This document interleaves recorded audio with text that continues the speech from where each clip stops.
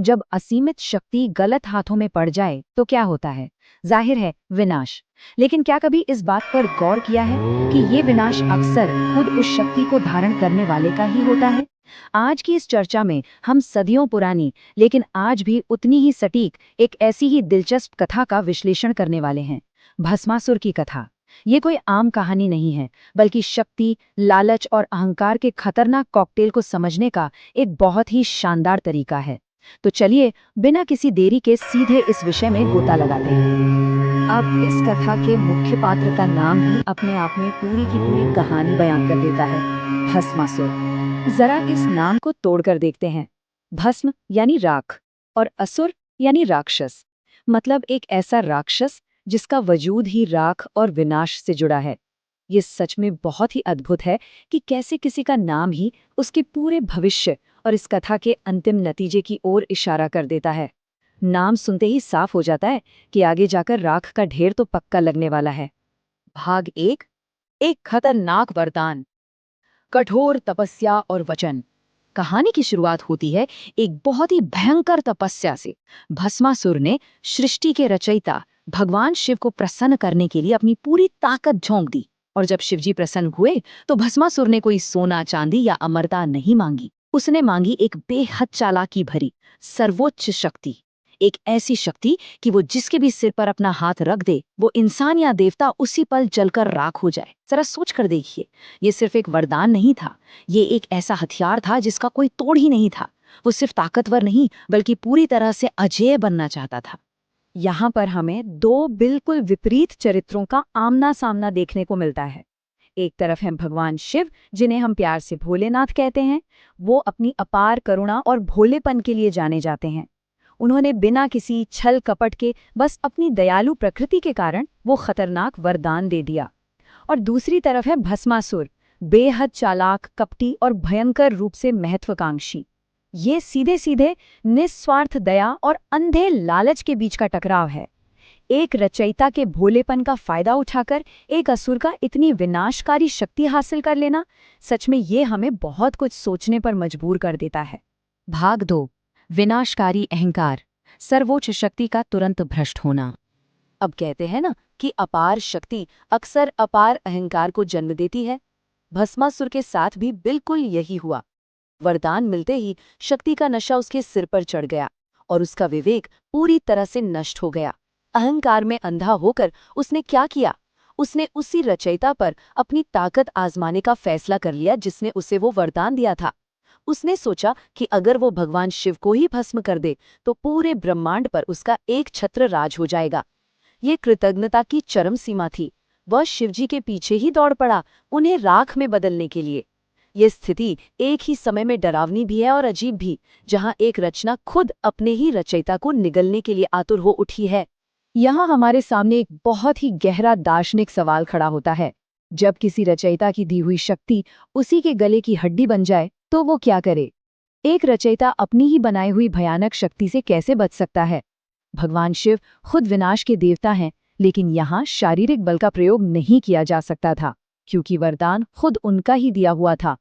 सृष्टि का संतुलन बनाए रखने के लिए इस अराजकता को रोकना बहुत जरूरी था, और इसके लिए बल की नहीं, बल्कि किसी और ही तरीके की सख्त जरूरत थी। भाग 3, मोहिनी की चतुर चाल, दैवीय हस्तक्षेप और मनोवैज्ञानिक युद्ध। यहीं पर कथा में एक बहुत ही शानदार ट्विस्ट आता है। लड़ाई अब हथियारों से हटकर दिमाग की हो जाती है। इस संकट को सुलझाने के लिए भगवान विष्णु सामने आते हैं और वो एक अत्यंत सुंदर स्त्री मोहिनी का रूप धारण करते हैं। ये रणनीति सच में कमाल की थी।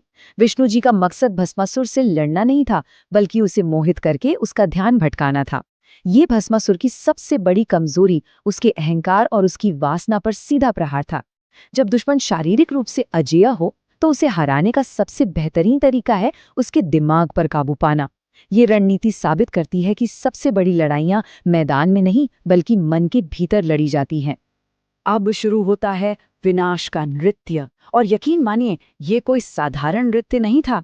ये एक बहुत ही सावधानी से बुना गया जाल था। पहला कदम, मोहिनी ने असुर का पूरा ध्यान अपनी ओर खींच लिया। जब भस्मासुर पूरी तरह से मोहित हो गया और उसने विवाह का प्रस्ताव रखा, तो दूसरा कदम आया। मोहिनी ने शर्त रख दी, कि तुम्हें मेरे साथ नाचना होगा और मेरे हर एक कदम की हूबहू नकल करनी होगी। तीसरा कदम। जैसे जैसे नृत्य आगे बढ़ा, भस्मासुर के मन में एक झूठा आत्मविश्वास पैदा किया गया। उसे लगने लगा कि वो सब कुछ एकदम सही कर रहा है। और फिर इस पूरी लयबद्ध योजना का चौथा, अंतिम और सबसे घातक चरण आने ही वाला था। भाग 4। अहंकार का अंत, एक आत्मनिर्मित परिणाम। नृत्य की गति जैसे जैसे तेज होती गई, भस्मासुर की सोचने समझने की ताकत वैसे वैसे कम होती गई। तनाव एकदम अपने चरम पर था। और फिर वह क्षण आया। सम्मोहन और अहंकार के नशे में चूर भस्मासुर ये पूरी तरह से भूल ही गया कि उसके पास कौन सा खतरनाक वरदान है। बिना कुछ सोचे समझे, सिर्फ धुन में नकल करते हुए जब मोहिनी ने अपना हाथ अपने ही सिर पर रखा, तो भस्मासुर ने भी ठीक वैसा ही किया।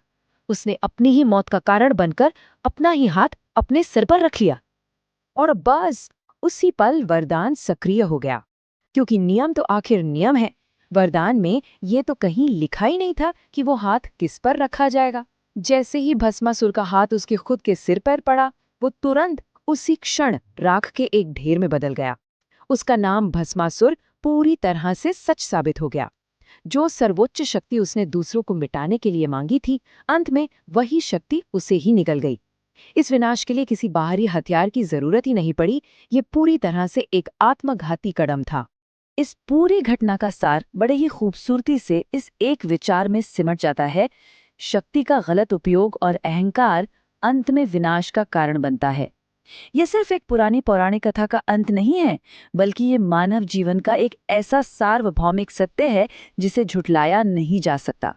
जब भी किसी शक्ति का इस्तेमाल बिना विवेक के, बिना जिम्मेदारी के और केवल अहंकार में डूबकर किया जाता है, तो वो एक ऐसा जाल बुनती है जिसमें शक्ति रखने वाला खुद ही फंसकर भस्म हो जाता है। तो अंत में एक ऐसा सवाल जो हमें बहुत गहराई से सोचने पर मजबूर कर देता है। ये कथा भले ही सदियों पुरानी हो, लेकिन इसकी प्रासंगिकता आज भी 100% वैसी ही है। तकनीक, हथियारों या प्राकृतिक संसाधनों पर असीमित नियंत्रण पाने की जो अंधी दौड़ आज हम देख रहे हैं, क्या वो हमें उसी खतरनाक रास्ते पर नहीं ले जा रही?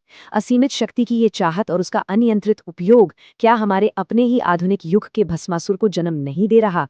ये एक ऐसा विचार है जिस पर बहुत ही गंभीरता से मनन करने की आवश्यकता है। और इसी गहरे विचार के साथ हमारी आज की ये चर्चा यही संपन्न होती है।